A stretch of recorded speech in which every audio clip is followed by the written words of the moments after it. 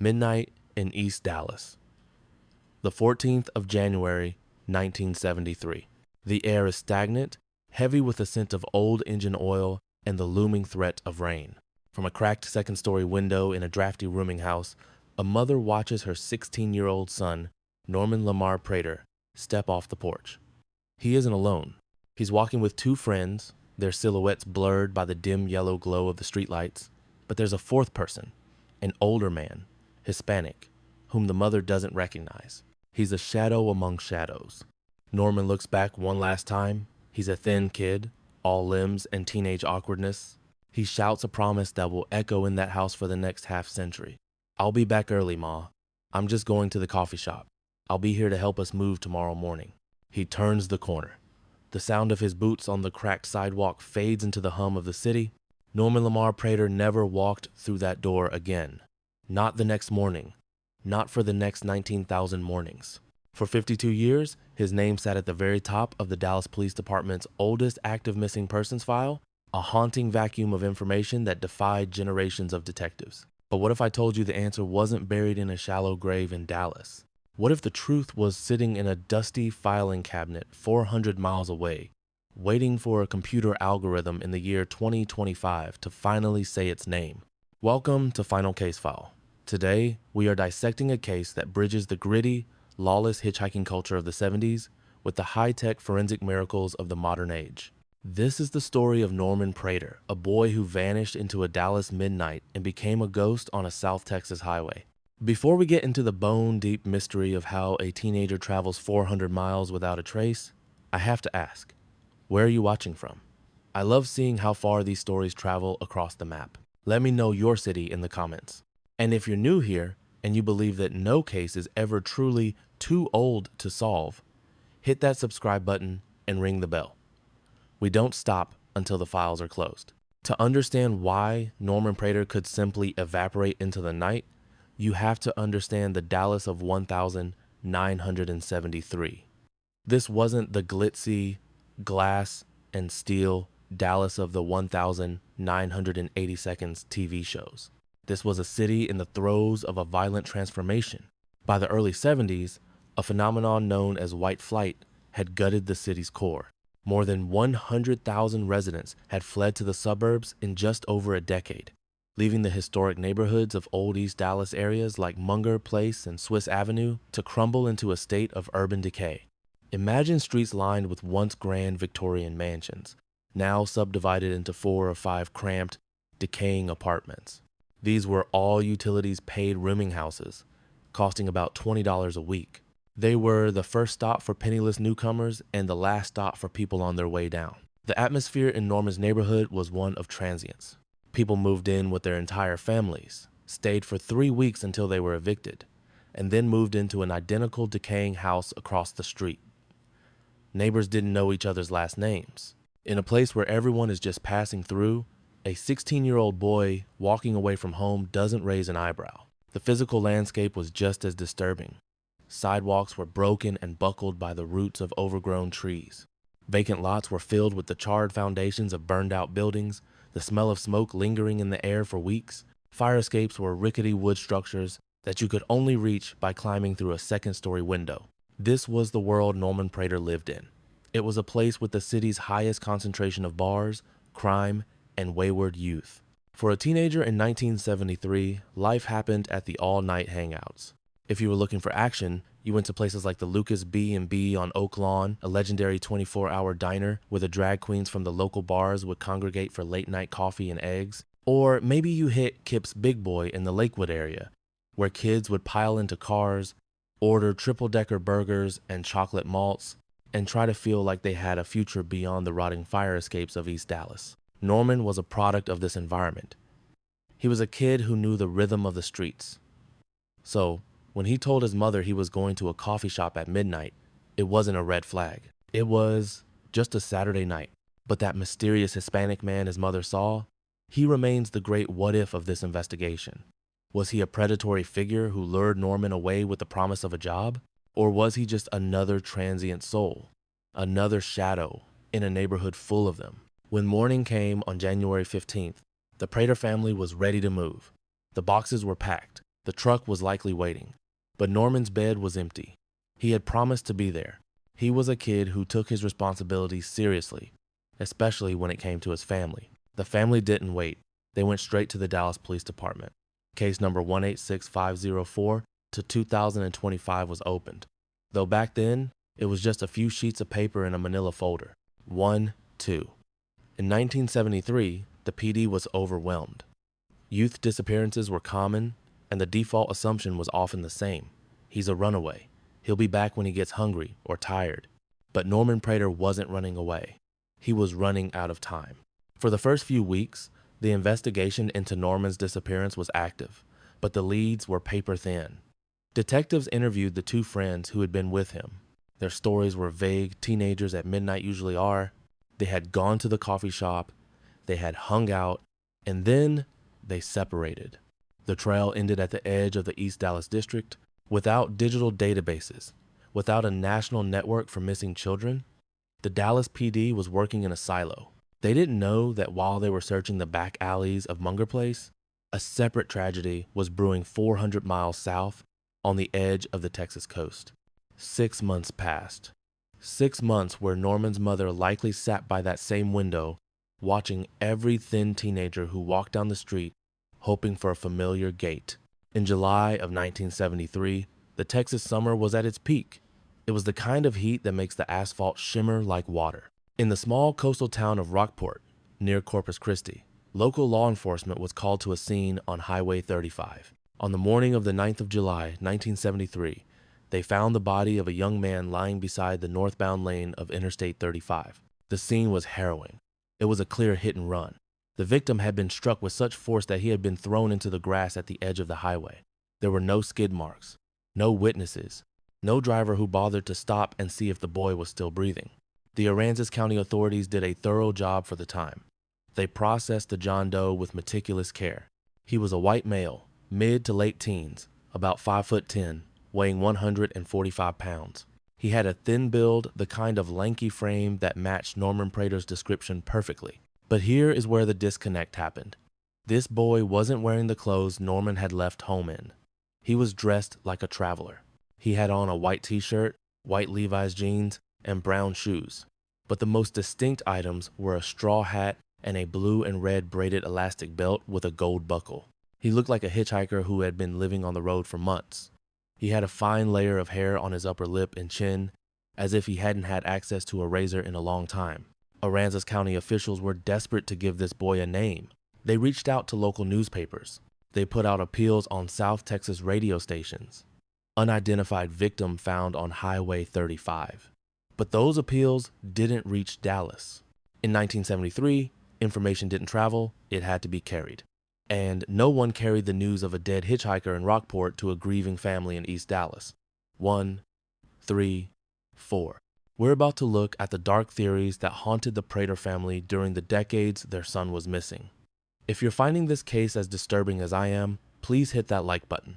It tells the algorithm that this story deserves to be heard, and it helps us keep these investigations going.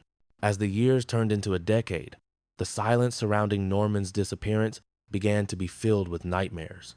In August of 1973, just 1 month after the John Doe was found in Rockport, the state of Texas was rocked by the discovery of the Houston mass murders. A man named Dean Corll, known to local kids as the Candyman, was revealed to be a prolific serial killer. Corll, along with 2 teenage accomplices, had abducted, tortured, and murdered at least 29 teenage boys across the Houston area. When the crimes came to light, it was the worst case of serial murder in American history at the time. For the Prater family, this was a terrifying possibility. Norman had vanished in January. Corll's reign of terror was at its peak during that same window. Many of Corll's victims were hitchhikers or wayward teens who had been lured with the promise of a party or a lift. Because some of the remains found in Corll's boat shed were unidentified for years, the suspicion that Norman was one of the victims took root in the minds of investigators and the public alike. That suspicion turned into a heavy, suffocating blanket of dread. It's one thing to not know where your son is. It's another to fear he ended up in a mass grave in a Houston boat shed. This Candyman theory effectively stalled other avenues of investigation. People stopped looking for Norman because they assumed he was just another statistic of a monster. Decades passed. The 1,970 seconds became the 80 seconds, then the 90 seconds. The 20th century ended, and Norman's file was moved to the very back of the cold case cabinets. His mother passed away without ever knowing the truth. She died with that midnight promise still ringing in her ears, her son still 16 in her memory. But Norman's brother, Isaac Prater, never stopped waiting.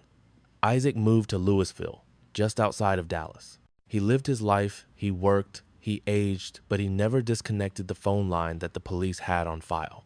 He spent 52 years waiting for a call that most people would have given up on after 5. San U Si. Think about that for a second.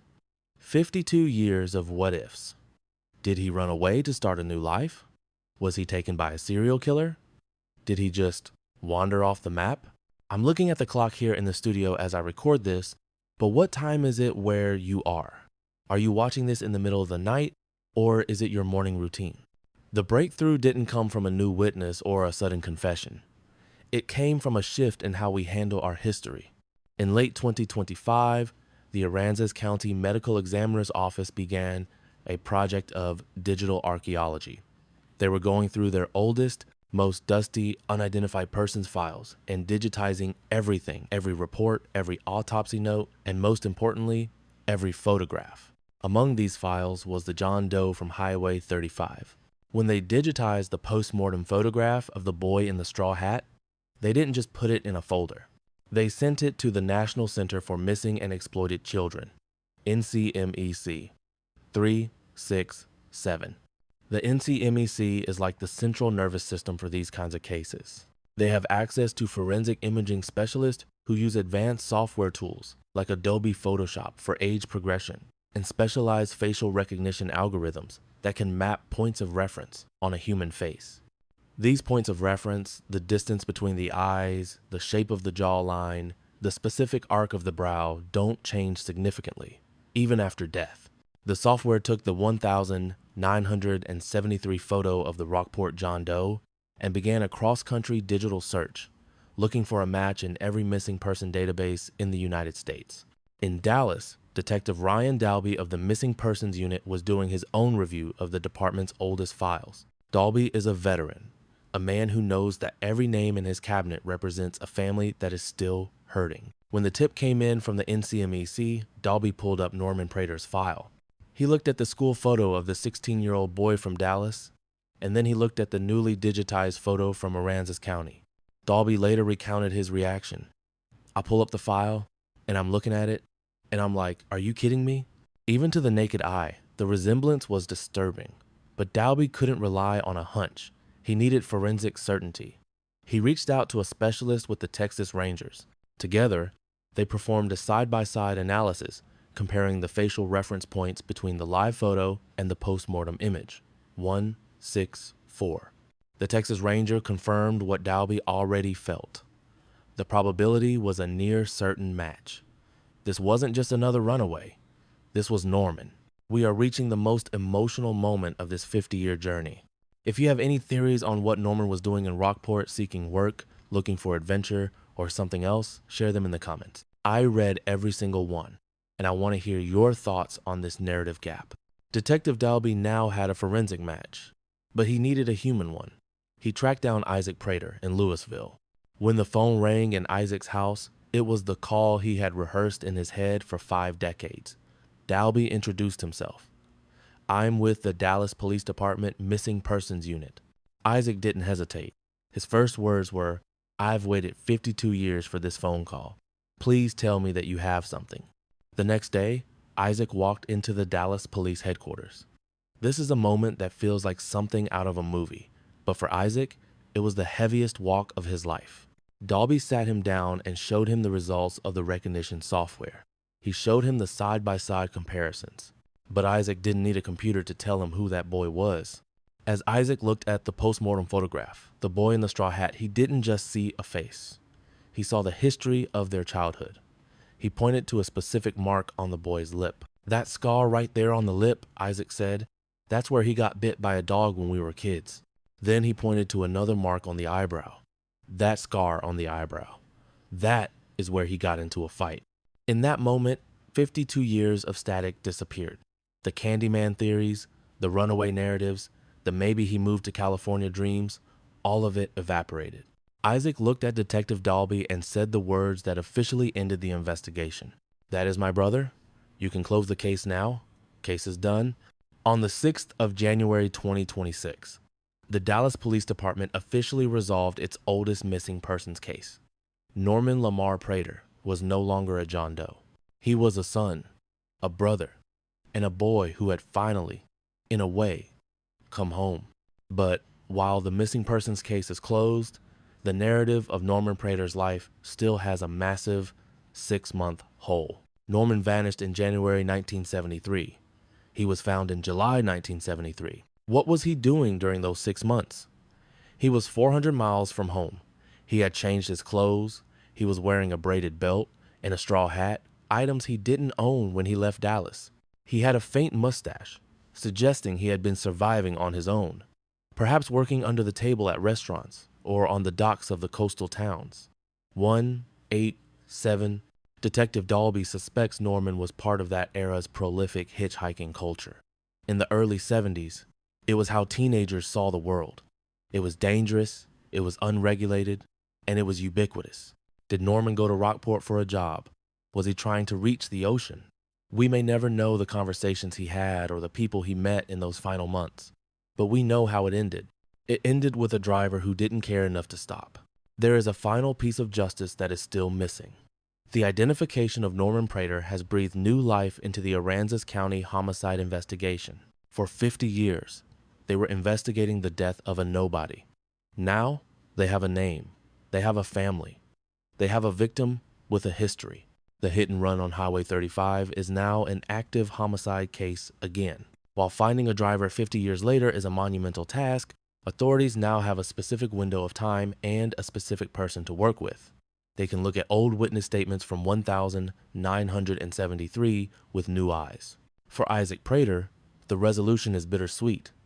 "I really can't describe how I feel," Detective Dalby said about providing that closure. "To bring answers to a family member who has been waiting 52 years, it's the most vital duty we have."